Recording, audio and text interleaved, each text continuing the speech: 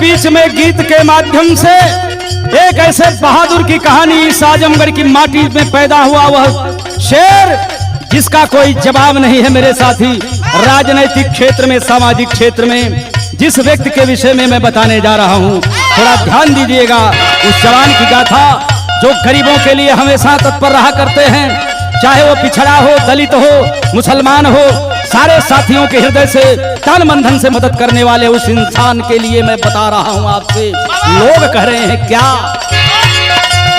हरे पूर्वांचल का शेर सरदार हुए हो, पूर्वांचल का शेर सरदार हुए, अरे रमाकांत यादव पानीदार हुए, पूर्वांचल का शेर सरदार हुए।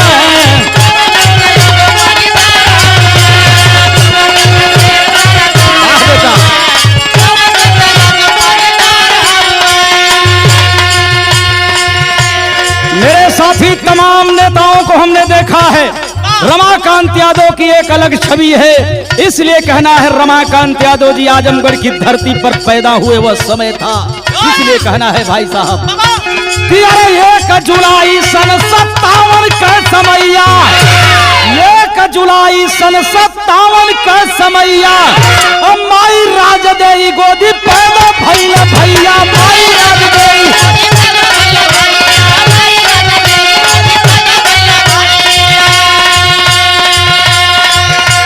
पिता श्रीपत के सुधर दुलार हुए हो, अरे पिता श्रीपत के सुधर दुलार हुए हो, अरे रमाकांत ने तो पानीदार हुए हो।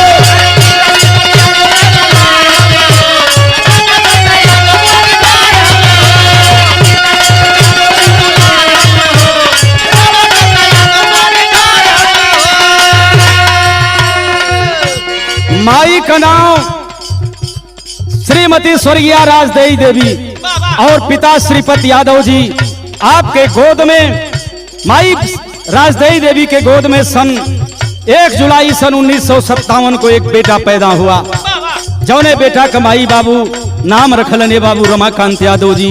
वैसे रमाकांत यादव जी के बड़े भाई हैं श्री लल्लन यादव प्रधान जी, और उनसे छोटे हैं, लल्लन यादव जी से छोटे हैं श्री आदरणीय माननीय उमाकांत यादव जी, जो कई बार सांसद और विधायक रहे हैं। रमाकांत यादव जी सबसे छोटे हैं। 1 जुलाई सन 1957 को मेरे साथी ग्राम चक अलीगंज शाह अंबारी में पैदा हुए। तब भैल का मास्टर कि अरे धन्य माई बाबू जमन इन्हें पैदा कैला, अरे धन्य माई बाबू जमन इन्हें पैदा कैला, और रमाकांत यादव जैसन हीरा देखे गईला।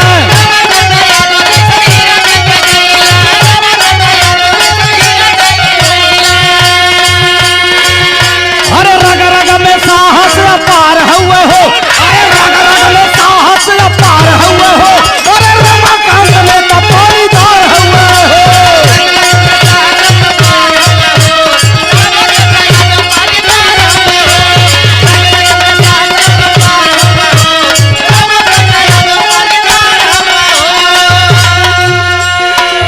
रमाकांत यादव जी मेरे साथी, जब जब गरीबों पर आफत आती है, चाहे वह आगजनी का मामला हो, चाहे मेरे साथी बीमारी का मामला हो, चाहे किसी तरह से गरीब परेशान होता है, और रमाकांत यादव को खबर मिलती है, सनसनाती हुई उनकी गाड़ी उस गरीब के दरवाजे पर पहुंचने का काम करती है, और रमाकांत यादव जी तन मन धन से मदद करने का काम करते हैं।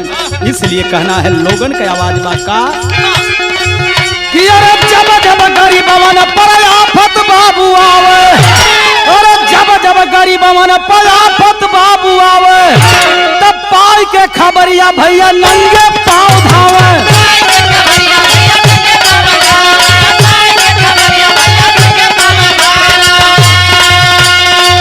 एक बात सबे जान ला हमार भाई, अरे पूंजीपति सामंतिन का बुखार हुए, अरे पूंजीपति सामंतिन का बुखार हुए, अरे रमाकांत ने तो पानीदार हुए, पूंजीपति सामंतिन का बुखार हुए।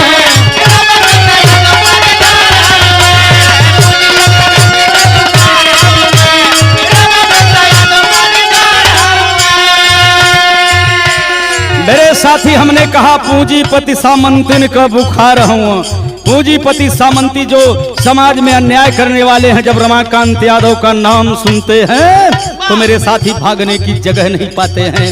इसलिए कहना है मेरे साथी, गरीब जनता की सेवा का, पिछड़े दलित मुसलमानों की सेवा का ये भाव रहा कि जनता की सेवा का यह परिणाम रहा। मेरे साथियों की माननीय रमाकांत यादव जी विधानसभा फूलपुर आजमगढ़ से पहली बार मार्च 1985 में विधायक हुए। कुल 4 बार विधायक रहे। सन मेरे साथी 1989 और 1991, सन 1993, कुल मिलाकर 4 बार विधायक रहे फूलपुर से। इतना ही नहीं हुआ मेरे साथी, समाजवादी पार्टी से टिकट मिला तो रमाकांत यादव जी पहली बार 1996 में सांसद बने, एमपी बने। और इतना ही नहीं, 1999, 2004 और 2009 में, कहने का मतलब 4 बार सांसद रहे, 4 बार विधायक रहे, जो गरीबों की सेवा का परिणाम रहा मेरे मित्रों। इसलिए हमारा कहना है, राजनीतिक इतिहास माननीय रमाकांत यादव जी का बहुत निराला है मेरे मित्रों। ये लिए हमारा कहना बा कि अरे बड़े बड़े वीर न कर लोहा मान गईले, और जिला आजमगढ़ लोग सम्मान कईले।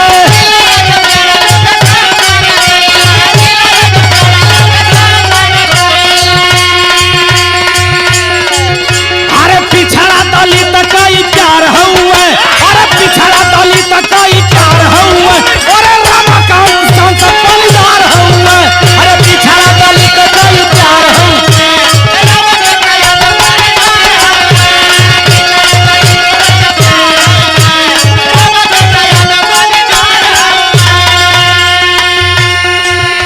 रमाकांत यादव की सेवा भाव को गिनाऊंगा तो मेरे साथी कई दिन लग सकते हैं, लेकिन कुछ लोगों के विषय में कहना है रमाकांत यादव जी का मुख्य मकसद क्या है। अरे जान बचल के तनन का दिल से मदद कईले, और डॉक्टर, इंजीनियर, शिक्षक, पहलवान भइले। में इतना ही नहीं हुआ कि डॉक्टर, इंजीनियर, शिक्षक, पहलवान भइले, और जान बचल के तनन का दिल से मदद कईले।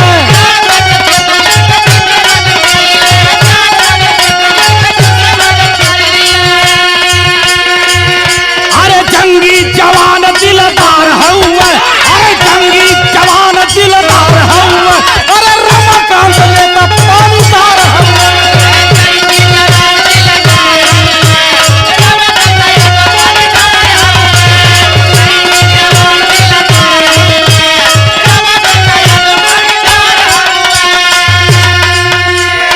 मदद करने की श्रेणी में मेरे साथी, जिसे विश्वास न हो पता कर ले, नंदलाल ग्राम डेहरी गोधना आजमगढ़ की मदद की है मेरे साथी, जो विकट बीमारी से जूझ रहे थे, मरने के कागार पर थे। अपने पैसे से, अपने व्यवस्था से रमाकांत यादव जी मदद किए, जिसका परिणाम रहा कि आज भी नंदलाल जी जिंदा हैं।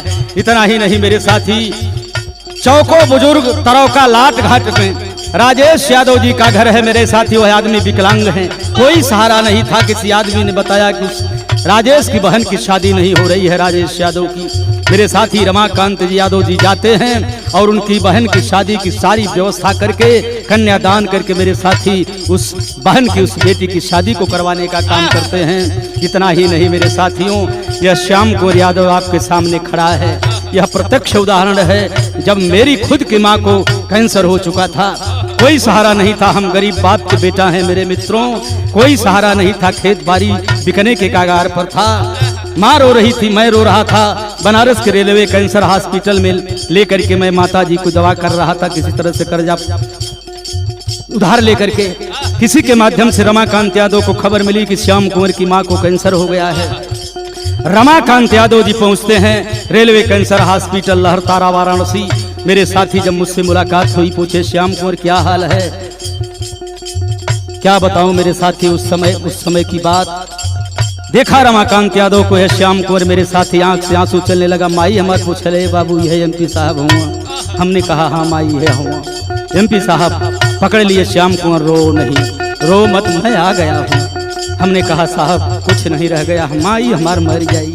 माननीय सांसद जी ने कहा वह जिंदगी में नहीं भूलूंगा मैं मेरे साथियों।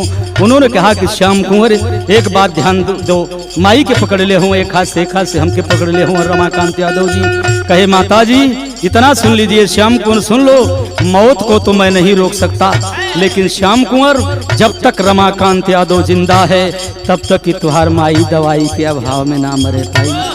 तो मेरे साथियों, दवा की हमार माई लगभग 2-3 साल तक जिंदा रह लिए बाबू। तो रमाकांत यादव जी ऐसे इंसान हैं कि गरीबों की मदद करते हैं, गरीबों की सेवा करते हैं, इसलिए कहना है।